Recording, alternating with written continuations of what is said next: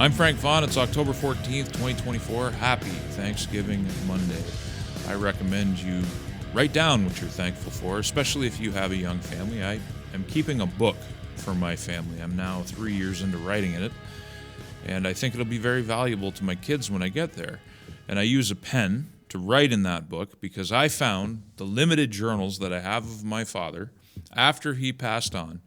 Not only were the words comforting to look back on and ponder what they meant, but it was comforting on a tactile level to feel those indentations that the pressure of his hand put in the page. I think the biggest favor we can do for our kids is leaving them some kind of written legacy. But I digress. This video is a Coles Note version of a more thoroughgoing effort that I'm in the middle of researching right now. And it's maybe a bit of advice. It's not intended yet as a criticism, but it's advice to the membership of the Liberal Party of Canada, those who believe in the brand, those who believe in the heritage, those who believe in the legacy, and those who would like to salvage the Liberal Party from the future. This could also go for the NDP, who at one time were the leaders of the opposition. Jack Layton's last election, he led them into that position of prominence. And the NDP's been in decline ever since. And there are many members of those parties who care about their brands. What is about to transpire, my guess, this is my take, is that in the next week or two, Parliament will be prorogued. All the bills and legislation that are before the House and the Senate will die and will have to be revisited in the future. And my personal opinion is that's a good thing, because it's a time for reflection and it's a time for reassessment. But what I think is going to happen in the prorogation period is the Liberal Party is going to oust Justin Trudeau, or he's going to resign.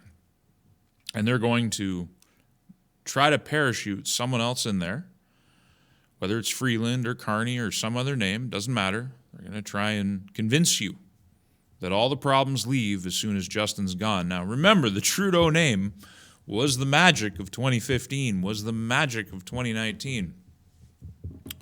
That Trudeau name, which they told you was so precious, which they told you that Justin could do no wrong, he was so noble, now they're going to throw it away, which is an interesting bait and switch.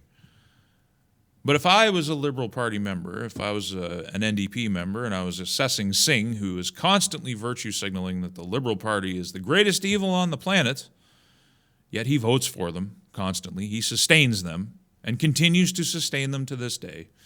The man doesn't even understand the difference between revenue and profit, but I digress. I don't want to get into that here.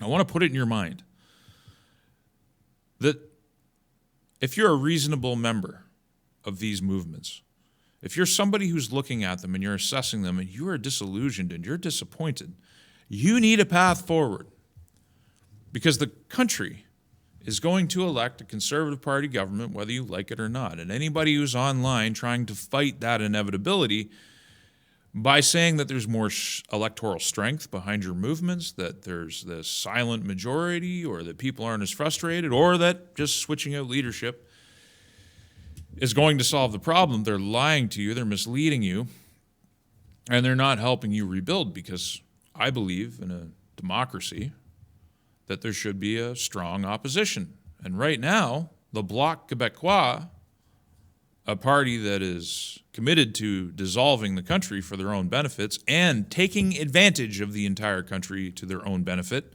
may actually become the leaders of the opposition. So that should give you an indication of the abysmal state of affairs on the Canadian left. Now, what's the problem? I don't know if it's the rank and file membership. Some would say that all Liberals are the problem. I'm not sure I can agree with that. But I will say this, that every single person in the NDP and in the Liberal Party who occupies a seat in the House of Commons is responsible for where you see yourselves now. They're going to convince you, even though they've supported Justin Trudeau every step of the way. They voted in unison.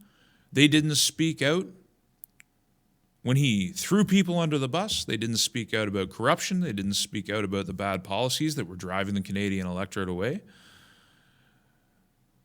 They enabled Justin Trudeau as much as the NDP MPs sitting in the House enable him today. No words from them, no condemnations of his leadership, no kicking him out, no bait and switch can take away the fact that they are responsible for the state of affairs on the Canadian left. So what can you do about that? You need to pull the whole top echelon of the party down and rebuild it from the grassroots up. You need to pull yourselves more close to the center. Maybe it's the effect of the division on the left. The sustaining of the Liberal Party by the NDP has drawn your politics so far to the left that it is repulsive to most of Canada. And it's not because most of Canada has fallen to the far right. They have not. It is because most of Canada is more in the center, more reasonable. They don't want all the far left radical ideas, and that's what they are. The Liberal Party of my youth was a more reasonable place. They did things like balanced budgets, protected families, understood the advantage of rewarding people for creating healthy, stable families and children. They understood the importance of the economy. Dare I say, they even had a greater understanding of the importance of mineral wealth, energy wealth. These are the things that you need to start promoting on the Canadian left. Prosperity underpins equality. Not equity, equality. These are the roots, not only liberalism, but classical liberalism, a level playing field. The only thing that I want to address directly in this video, because like I said, there's a more thoroughgoing video in the future where I dive into the details, is that no matter what they do, are they prorogue and then they come and sit under a new leader and they try and convince you that everything's fixed? It's not. When the election finally comes, which I think will come before the fall, not much before the fall, Blanchett and Singh both need to secure their pensions first, which is really what it's all about. It's so unfortunate that the entire country is being held hostage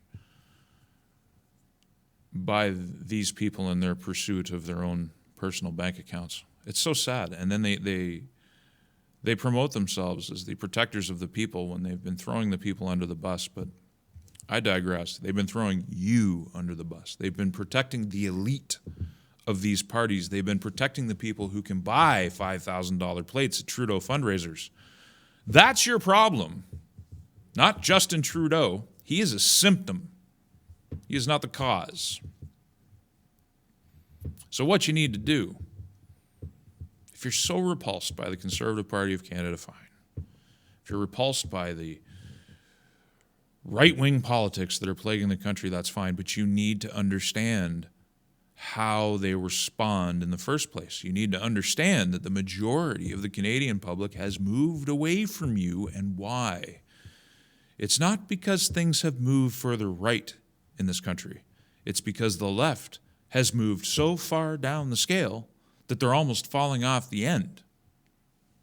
And there's a lot of people that I used to know on the Canadian left. I don't know them so much anymore, but I know them enough to know that they left the left years ago, faded from public life, went into private life because they were disgusted with the direction things were going. And there was a lag before that effect started really showing up in the polls. But the nation's figured it out now. We can't keep going down this road. So if you're one of those card-carrying Liberal Party members, fine. Be that card-carrying member. But hold your elite accountable.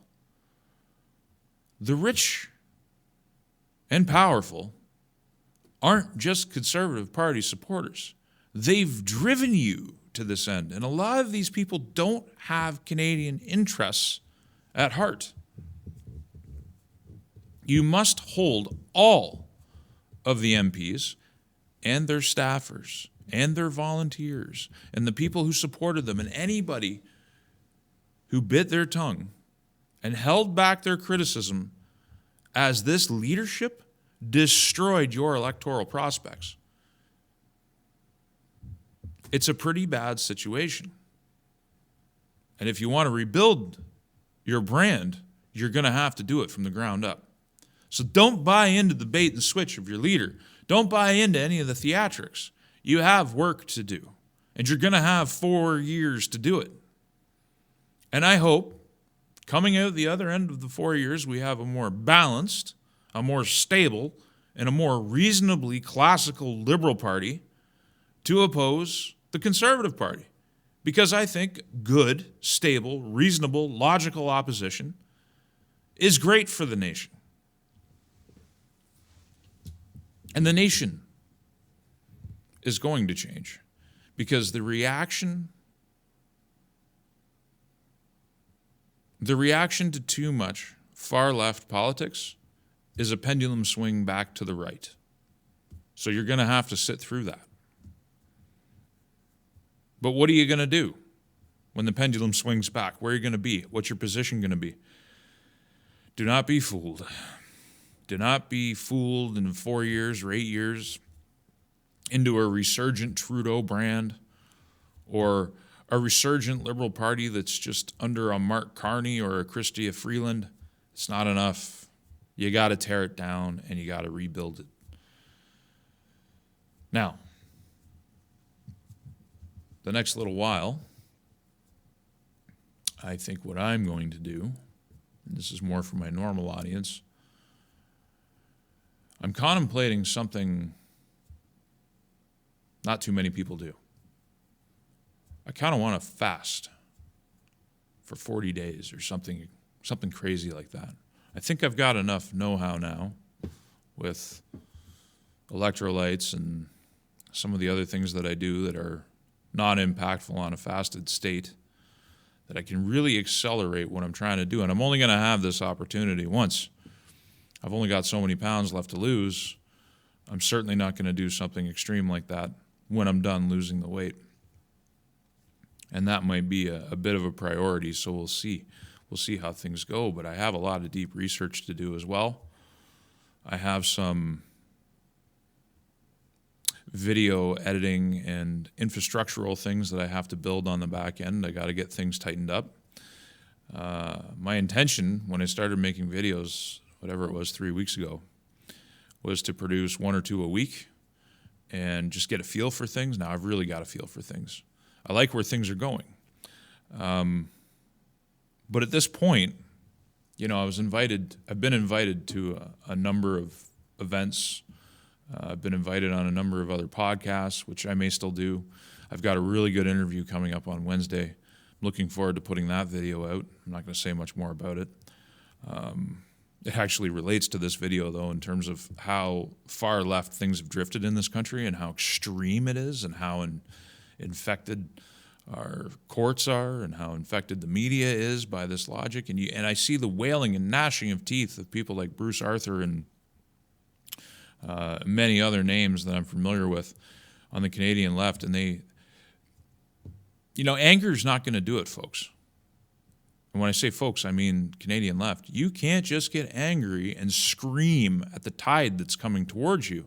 You have to understand why it's happening. You have to acknowledge the reality of it. You have to understand that you've lost the Canadian public. And you might require to change your point of view and your perspective, to learn, to understand. Understanding underpins some of the principal propaganda that's always come out of the NDP and the Liberal Party, being understanding, being equitable, all of these things. You got to put it in practice.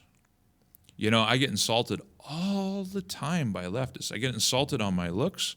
People assume that I'm white without ever without ever asking about my heritage. People assume my intent, my racism, my sexism, all of these things. They don't listen to what I have to say. They just insult, go right to invective. It's not going to work. And that's not what Canada needs as my monitor shuts off again. That's another thing technically on the back end I need to fix. I just need to change a setting. Apparently I haven't been able to do for 3 weeks. So as I contemplate my next moves and I get ready to continue this process and start producing more impactful content, I want to get into debating again. I want to go on other shows. I want to have adversarial conversations as well as friendly ones. But I want to bring my best self to those things. And so that's why I'm contemplating this big personal challenge while I have the opportunity. How many people do you know that have gone 40 days, 40 nights without food? I don't know anybody. And I've only ever managed to go 5.5, 6 days. That's the longest I've gone. So yeah, I think I might try that out. Anyway, I'm Frank Vaughn. I'll see you in the next one.